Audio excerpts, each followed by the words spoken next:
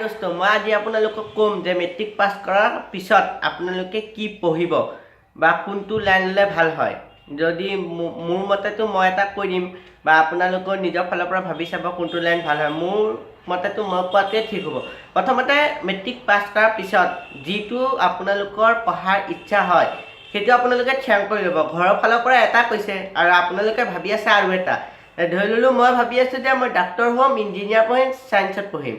ঘৰৰ ফালৰ পৰা ক'ব নহয় যে তই ডক্টৰ হ'ব নালাগে বা ইঞ্জিনিয়াৰ হ'ব নালাগে, মই তোক SP বনোৱাৰহে চেষ্টা কৰিম, তই আৰ্টছত পঢ়। এনেকৈ হ'লে নহ'ব। আপোনালোকে আপোনাৰ মনত আছে আশা এটা আৰু ঘৰৰ ফালৰ পৰা দিছে আশা এটা, সেইটো কৰিলে নহ'ব। আপোনালোকে পূৰা মনৰ পৰা ভাবি ল'ব লাগিব যে মই ছায়েন্সত পঢ়ি ডক্টৰ হ'ম বা মই ছায়েন্সত পঢ়ি ইঞ্জিনিয়াৰ হ'ম বা মই ছায়েন্স নপঢ়োঁ আৰ্টছহে পঢ়িম, মোৰ আৰ্টছ বেছি ভাল লাগে। আৰু বেছিভাগ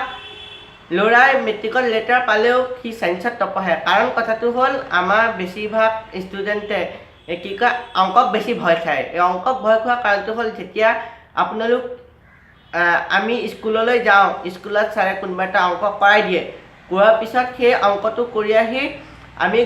ঘৰলৈ আনি সেই অংকটো এবাৰ কৰিব লাগে। ধৰি ললোঁ আজি কৰিলোঁ, কৰি আছোঁ এটা সময়ত আমি নোচোৱাকৈ কৰিব পৰা হৈ যাম। তাৰপিছত মাজতে এদিন গেপ দিলোঁ, তাৰপিছত সেই অংকটো অনুশীলনীটো আকৌ এবাৰ চালোঁ। যেতিয়া আমি মই বা আপোনালোকে কৰিব পৰা হৈ যাব, তেতিয়া আমি গম পাই যাওঁ যে অংকটো পূৰা পাৰিম।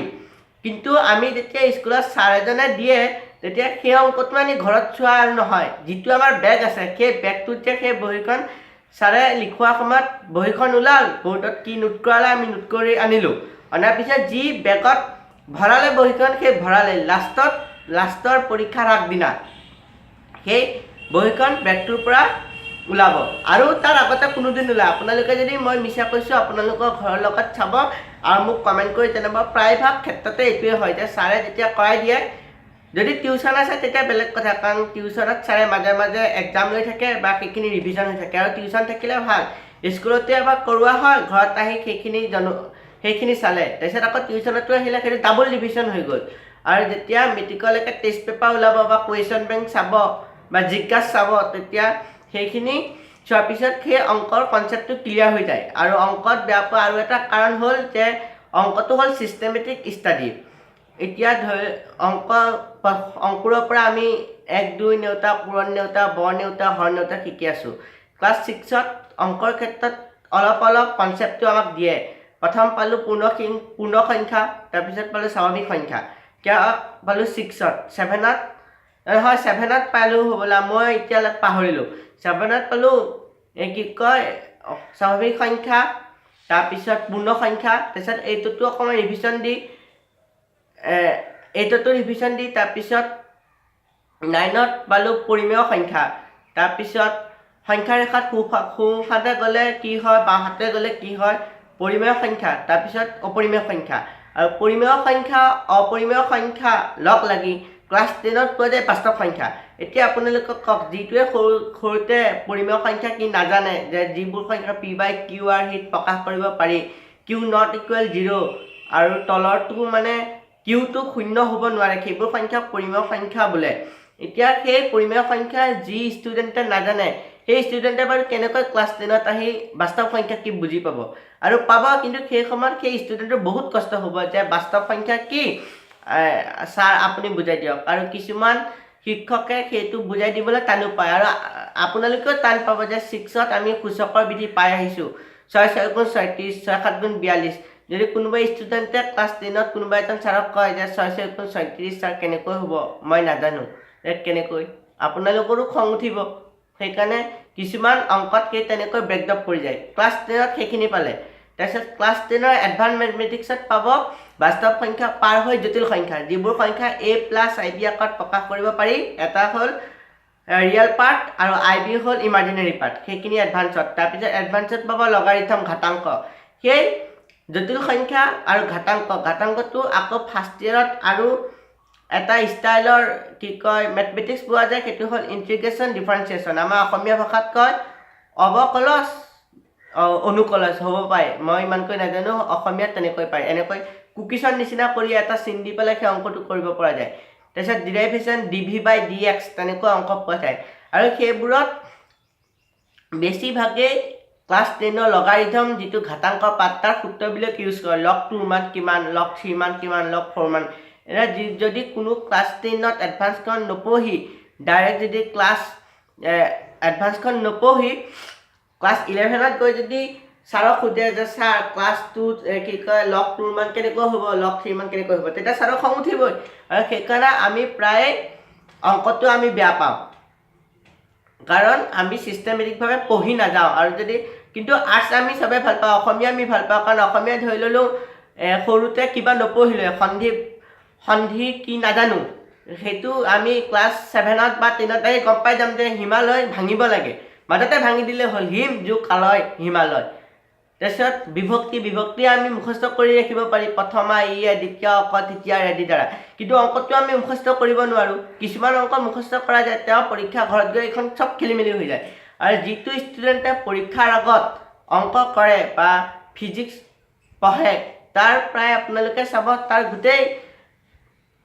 কি কয় চিষ্টেমটো খেলিমেলি হৈ যায় আৰু অংক আৰু ফিজিক্স হায়াৰ ছেকেণ্ডেৰী ফাৰ্ষ্ট ইয়েৰত বেছিভাগে কেমেষ্ট্ৰিখন বেছি টান পায় আৰু কেমেষ্ট্ৰিখন টানো বহুত ডাঙৰ টপিক আছে আৰু যিটো ক্লাছ 9ৰ পৰা 10লৈ যাবতে যিমানখিনি আমি মানে পাৰ্থক্য পাওঁ তাতকে বেছি পাৰ্থক্য আমি 10ৰ পৰা 11ত গ'লে পাওঁ আৰু হায়াৰ ছেকেণ্ডেৰী কি কয় ক্লাছ 9ৰ পৰা 10লৈ যাওঁতে যিমানখিনি আমি নতুন পাওঁ তাতকে মেট্ৰিকৰ পৰা হায়াৰ ছেকেণ্ডেৰী ফাৰ্ষ্ট ইয়েৰত যাওঁতে আৰু বেছি নতুন পোৱা যায় সেইকাৰণে টান আৰু কেমেষ্ট্ৰিটো বাৰু মুখস্থ কৰিলে প্ৰায়ভাগে চলি যায় বুফাৰ সলিউশ্যন কি সেয়া বাৰু হৈ যায় কিন্তু ফিজিক্সৰ যিটো ফাৰ্ষ্ট ল অফ থাৰ্মোডাইনামিক্স হয় বেলেগ কিবা হয় মেথমেটিক্স হয় সেইখিনি টান পাওঁ কিন্তু মোৰ কথাটো আছে যে মেট্ৰিক পাছ কৰাৰ পিছত আমি কি পঢ়িব লাগে এতিয়া মেইন হ'ল মোৰ মতে মেট্ৰিক পাছ কৰাৰ পিছত চায়েন্স পঢ়াটো ভাল কাৰণ মেট্ৰিক পাছ কৰিলে 16 বছৰত তাৰপিছত হায়াৰ ছেকেণ্ডেৰী ফাৰ্ষ্ট ইয়েৰত চায়েন্স ছেকেণ্ড ইয়েৰত চায়েন্স হৈ গ'ল 18 বছৰ তাৰপিছত জে হওক বা চি হওক বা নিটৰ এণ্ট্ৰেঞ্চ দি দিলে সেইফালে কোনোবা এটা ক্লিক হৈ গ'লে আমাৰ জীৱনটো প্ৰায় হৈয়ে যায় কিন্তু যদি আপুনি আৰ্টছ পঢ়ে কমাৰ্চ পঢ়িলেও ভাল তেতিয়া বিকম একাউণ্টেঞ্চিত পেজলৈ পঢ়িলে বা কিহবাত পেজলৈ পঢ়িলে আপুনি বিকম পাছ কৰাৰ পিছতে কিহবা এটাত পাই গ'ল কিন্তু আপোনালোকে যদি আৰ্টছ পঢ়ে বি এ তাৰপিছত MA আজিকালিতো PhD নহ'লে প্ৰফেচাৰ চাকৰিত পোৱাই নাযায় PhD তাৰপিছত আকৌ প্ৰাইভেটলৈ আহিলে DLED BLED কমচে কম আপুনি হিচাপ কৰি চাব PhDলৈকে প্ৰায় 28 বছৰ DLED কমচে কম 30-32 বছৰ আপোনাৰ যাবগৈ তাৰপিছত তোমালোকৰ যাবগৈ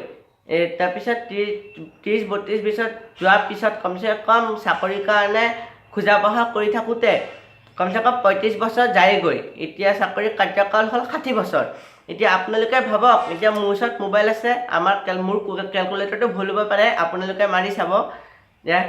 টোটেল হ'ল 60 বছৰ তাত গ'ল তাৰ পৰা গ'লগৈ 35 বছৰ আপুনি চাকৰি কৰিলে 25 বছৰ কিন্তু আপুনি যদি কি JEE বা CEE এণ্ট্ৰেঞ্চ দি এটা ক্লিক হৈ গ'ল তেতিয়া আপোনালোকে সেই 25 বছৰতকৈ আপুনি 25 বছৰ মানতে আপোনাৰ চাকৰি বা প্ৰাইভেট কোম্পানী ডাঙৰ কোম্পানী এটাত আপোনাৰ আমি সংস্থাপন পাই যাব পাৰোঁ তাৰপিছৰ কথাটো হ'ল যদি ধৰি ল'লোঁ আপুনি হায়াৰ ছেকেণ্ডেৰী পাছ কৰি কোনো এণ্ট্ৰেঞ্চত আমি কোৱালিফিকেশ্যন কৰিব তোমালোকে কোৱালিফিকেশ্যন কৰিব নোৱাৰিলা আপুনিয়ে ক'ম নে তুমিয়ে ক'ম মোৰে খেলিমেলি লাগি আছে তোমালোকে কোৱালিফিকেশ্যন কৰিব নোৱাৰিলা তাত তেতিয়া হ'লেও BSc যিকোনো এটাত মেজৰ লৈ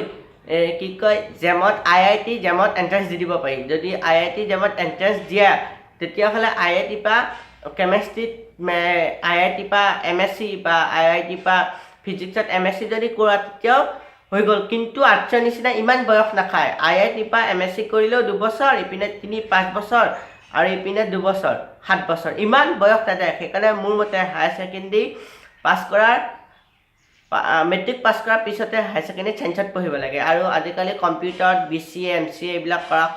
কৰিলেও প্ৰায় চায়েন্সেই দৰকাৰী হয় আৰু মেথমেটিক্সটো ৰাখিবই লাগে বায়'লজিত কিছুমানে ভাল পায় বায়'লজি ভাল পালে মেথমেটিক্সটো ৰাখিব লাগে ফৰ্থ ছাবজেক্ট বুলি একেবাৰে এৰিয়ে দিব নালাগে আৰু কিছুমানে বায়'লজিটো ফৰ্থ ছাবজেক্ট বুলি এৰি দিয়ে আৰু আৰু ইমানখিনি ক'ব লগা নাই আৰু কমাৰ্চৰ বিষয়ে মই ইমান বেছিকৈ নাজানো কমাৰ্চত যদি কোনোবা কিন্তু বিকম পঢ়িলে প্ৰায় কিহবাত কৰ্মসংস্থাপন পোৱা যায় সেই বিষয়ে মই ভালকৈ জানো সেইকাৰণে মোৰ মতে চেঞ্জ কৰিব লাগে কিন্তু তাৰ ফিজিক্স কেমেষ্ট্ৰি ভলিউমবিলাক অলপ অলপ ডাঙৰ আৰু সেইকাৰণে বেছি মাথা মাৰিবলগীয়া হয় আৰু ফিজিক্সটো ভালকৈ বুজিবলগীয়া হয় আৰু যদি পৰীক্ষাৰ আগত ফিজিক্সে চোৱা বা কেমেষ্ট্ৰি ছায়েন্সৰ যিকোনো এটা ছাবজেক্ট চালেই খেলি মেলি হয় প্ৰথমৰ পৰা পূৰা প্ৰিপেৰেশ্যন কৰিব পৰা যায় যে পৰীক্ষাৰ প্ৰশ্ন কাকত দেখিলোঁ কি যি দেখিলোঁ ডাইৰেক্ট মাথাত যাতে আহি যায় যে মই এইটো